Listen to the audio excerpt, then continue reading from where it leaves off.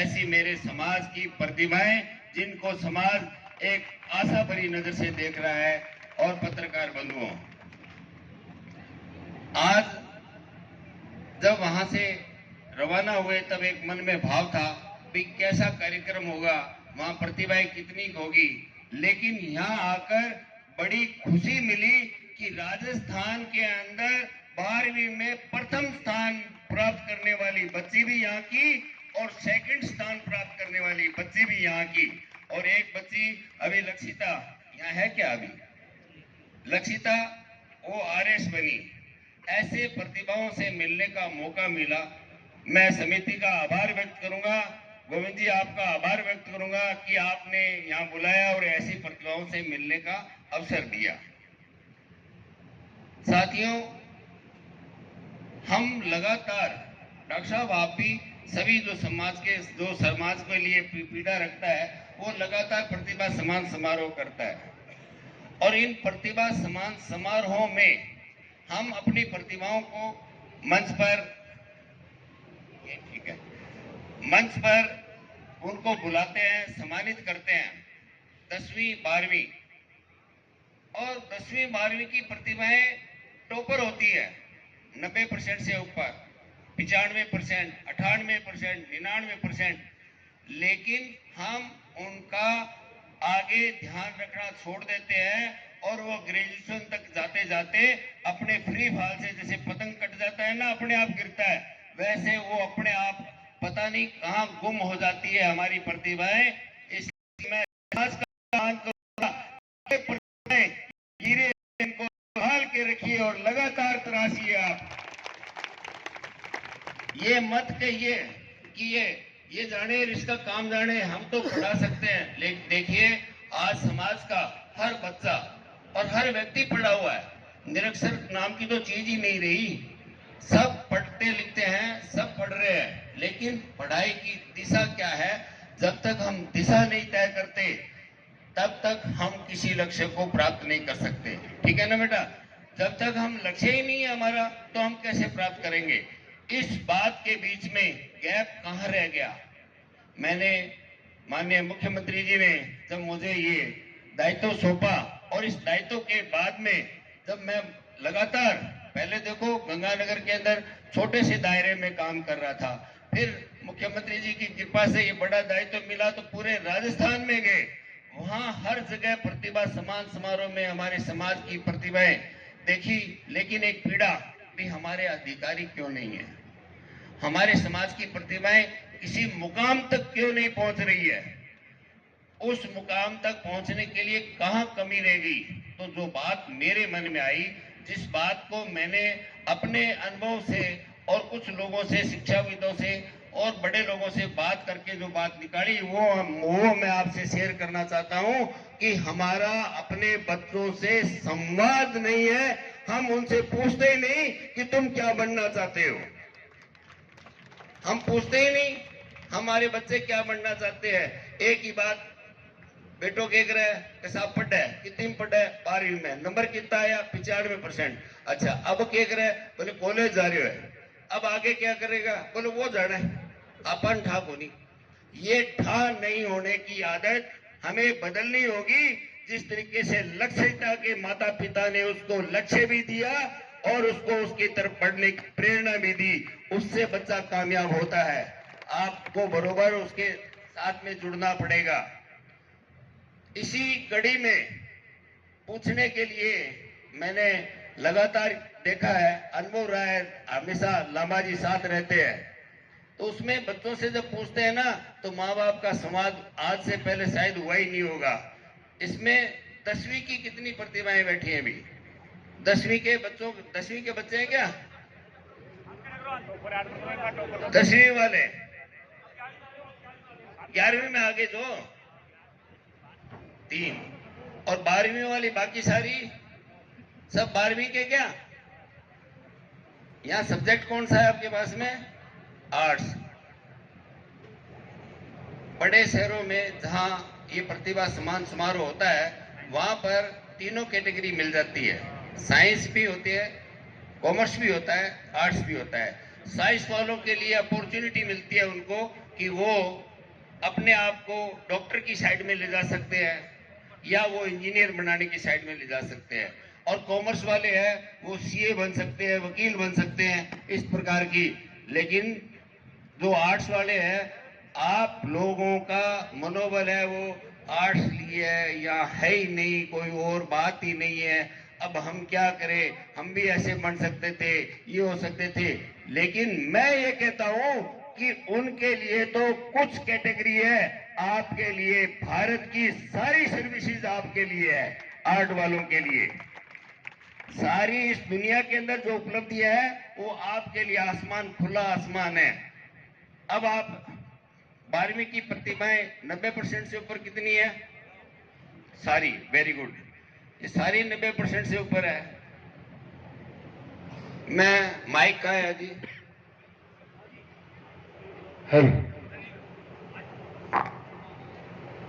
इनमें से हरिओम। किसी भी बच्चे को दो जो बोलेगी कि मैंने ये, आपसे मैं पूछ रहा हूं कि आपने क्या लक्ष्य तय किया है? आपका लक्ष्य क्या है? बात हुई है कभी माता पिता से? क्या तय किया? एग्रीकल्चर साइंटिस्ट बनना है। एग्रीकल्चर साइंटिस्ट बनना। एक बार तो इसके लिए जोरदार ताली बजा दो। अब और बोलिए, आप बताओ दूसरे। बोलो बोलो बोलो, फटाफट बोलो। पूछा ही नहीं, पूछ रहे हैं तो बताओ। मैं पीएचडी करना चाहती हूँ। क्या? पीएचडी करना चाहती हूँ। पीएचडी करना चाहते हो, डॉक्टरेट? ठीक है, बढ़िया बात, अच्छी बात, ताली बजाओ। मैं डॉक्टर बनना चाहती हूँ। डॉक्टर बनना चाहती हो, सब्जेक्ट आर्ट है? नहीं, साइंस है? कहाँ पढ़ रहे हो? निशा स्कूल में। ठीक है, इस बच्चे के लिए लक्ष्य तय है पहले से ही, और ये डॉक्टर बनेगी, इसके लिए एक दिन जरूर डॉक्टर बनेगी ये। आप जी। मेरा नाम रोशनी कुमावत है और मैं सब्जेक्ट मैथ है। मैं इंजीनियर बनना चाहती हूँ। साइंस है क्या आपके पास भी? Yes sir. बढ़िया, अच्छी बात है। हाँ जी। मेरा नाम एकता कुमावत है, मैं डॉक्टर बनना चाहती हूँ। डॉक्टर, साइंस वाले हो स्टूडेंट, वेरी गुड। आप सुनेंगे? हाँ जी।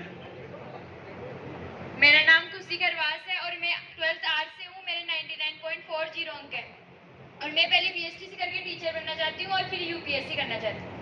ठीक है, हाँ जी। आगे से। हाँ बेटा। 19 कहाँ गई जिसके लिए बात? आप बेटा बोलो। आईएएस बनना चाहती हूँ। इसके लिए जोरदार ताली बजाओ। निशा कुमावत। बेटा बिल्कुल बनोगे, एकदम निश्चित तौर पर बनोगे। और किसने आईएएस बनने का लक्ष्य तय किया है?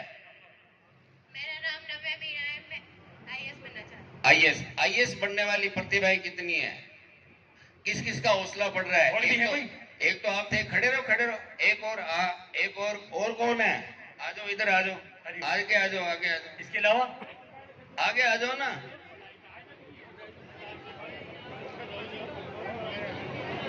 आगे आ जाओ, आ जाओ, आ जाओ। मुझे भाषण देना ही नहीं है, आपसे ही बात करनी थी, इसीलिए आया हूँ इतनी देर से। मैं समीक्षा चौधरी और मुझे आईएएस बनना है। आ जाओ इधर, आ जाओ बेटा। इसके अलावा कोई? और कौन है? अच्छा, टीचर कौन बनना चाहता है? टीचर, अध्यापक। शंका आती है क्योंकि घर में बातचीत नहीं होती, ठीक है ना, इसलिए शंका आती है। मैं एक बात कहना चाहता हूं कि अगर लक्ष्य निर्धारित कर हमारे बच्चों को उस दिशा में बढ़ाया जाए ना, तो हमारे बच्चे टीचर नहीं, वो कलेक्टर बन के आपके गांव में आ सकते हैं। और वो जो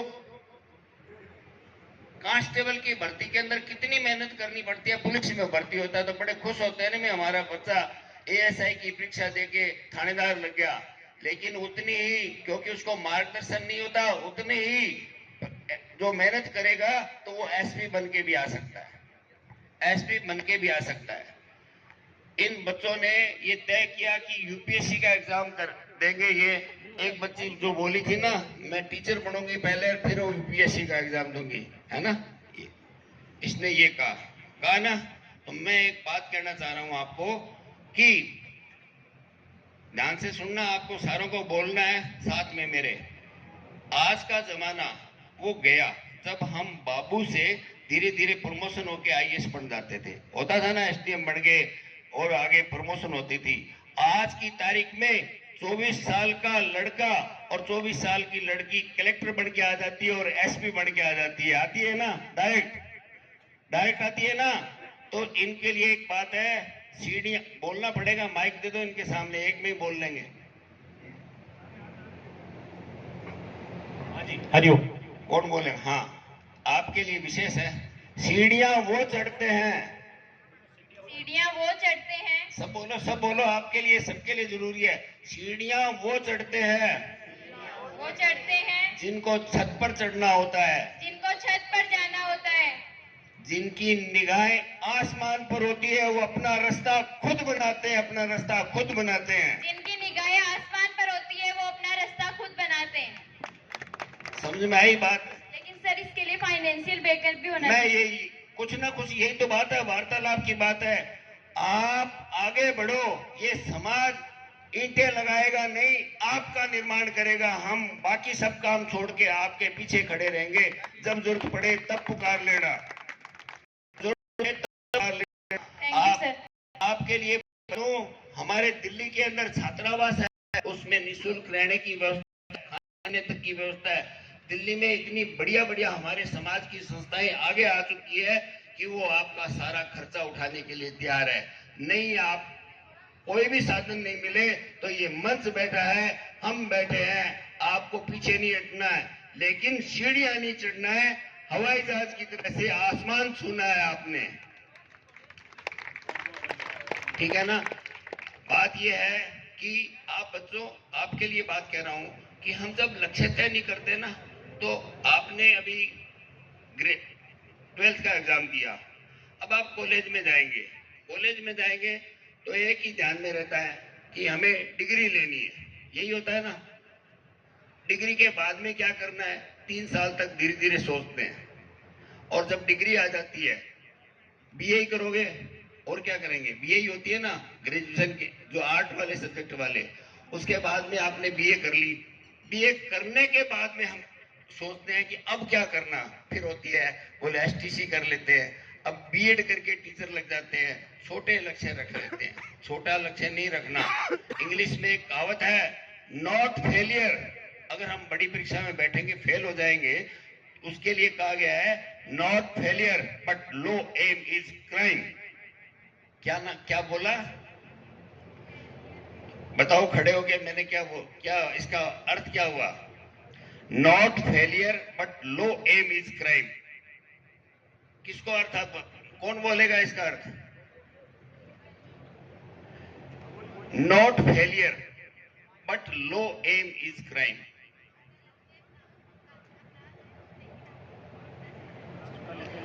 असफल होना नहीं, छोटा लक्ष्य रखना अपराध है। अगर आप फेल हो जाते हो तो कोई गुनाह नहीं है, परीक्षा में बैठेगा, वो पास होगा या फेल होगा, यही तो रहेगा रिजल्ट। और ये जो ग्रेजुएशन वाली है, ये तो आप हंसते खेलते पास कर लोगे। परीक्षा ये नहीं है, परीक्षा है आगे वाले यूपीएससी, आरपीएससी के या बड़े, आप चाहे उसके अंदर अंतरिक्ष वाले में जाए, वैज्ञानिक वाले में जाए, किसी और लक्ष्य को लेके काम करें, उस लक्ष्य के अंदर अगर आप फेल होते हैं तो गुनाह नहीं है, लेकिन लक्ष्य तो बड़ा होना ही चाहिए आपका, वो छोटा रखना गुनाह है। लक्ष्य बड़ा रखो, लक्ष्य बड़ा रखेंगे तो हम वहां पहुंचेंगे। इसके लिए आपको लगातार अभी से आप सभी को जीवन में लक्ष्य तय कर लो, मुझे ये बनना है।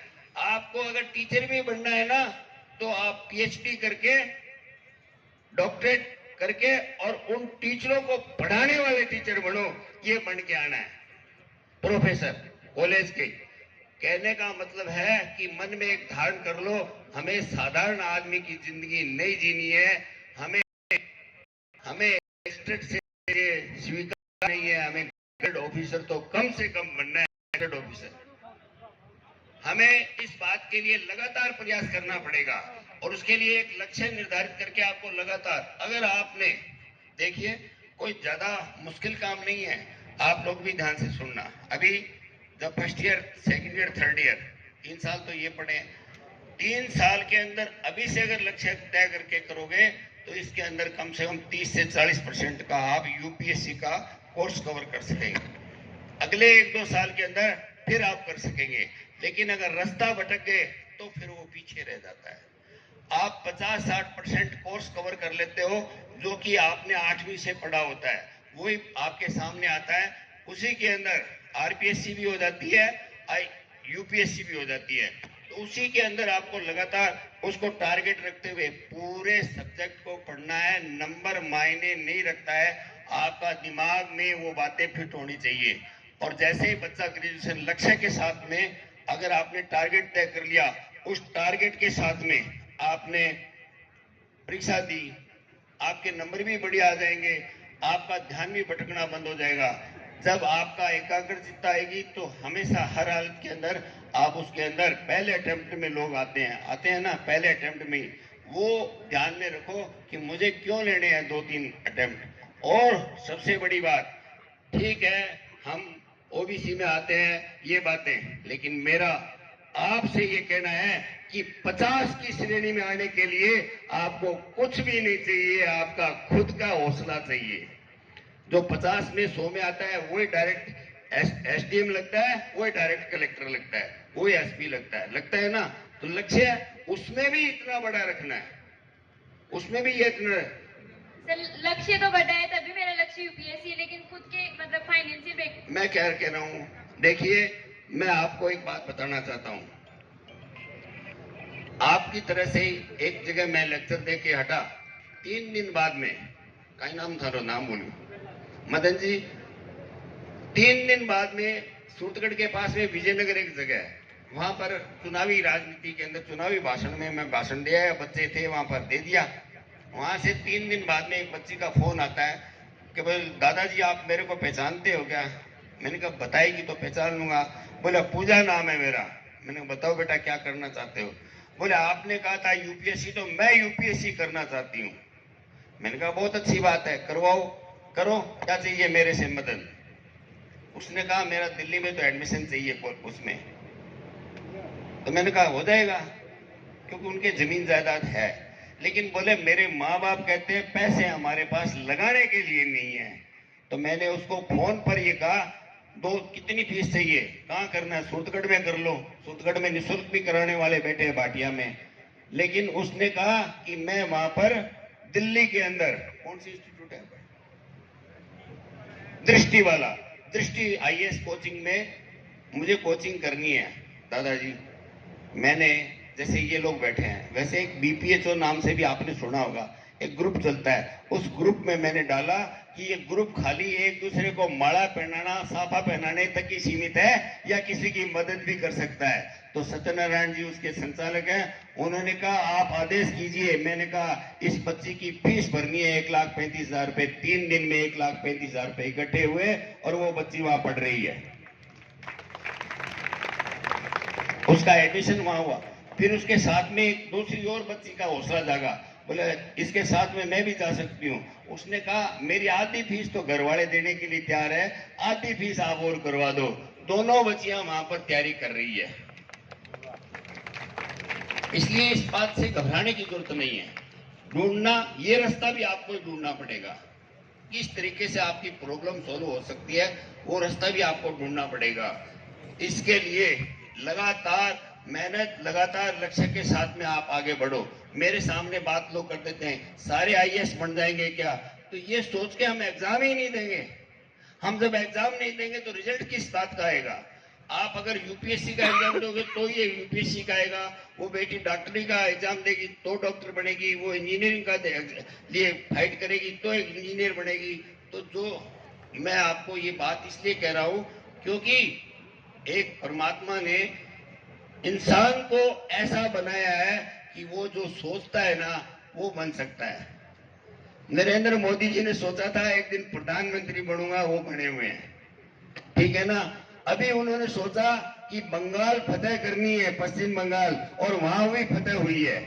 मेहनत तो करनी पड़ेगी ना, जो सोचता है वो बनता है आदमी।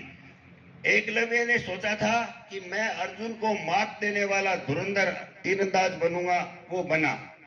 अब इसमें खाली इनकी बात ही नहीं है, अभिभावकों की भी बात है। विवेकानंद जी को सभी जानते हो ना, विवेकानंद जी को। विवेकानंद जी पढ़ने के लिए जा रहे थे, रोजाना जाते थे। एक दिन उनकी माँ ने, जो मैं कहता हूं ना संवाद करना चाहिए, एक दिन उनकी माँ ने कहा, बेटा आगे पढ़ने तो जाते हो, आगे बड़े होकर क्या बढ़ोगे? तो उस समय घोड़ा गाड़ी जाती थी, बग्गी। बग्गी के अंदर सुंदर कपड़े पहने हुए, लाल रंग के जड़े हुए, और वो बग्गी कोचवान, वो बड़ा अच्छा लगता था। विवेकानंद जी का जवाब था, माता मैं तो कोचवान बनूंगा। बोला कोचवान क्यों बनेगा?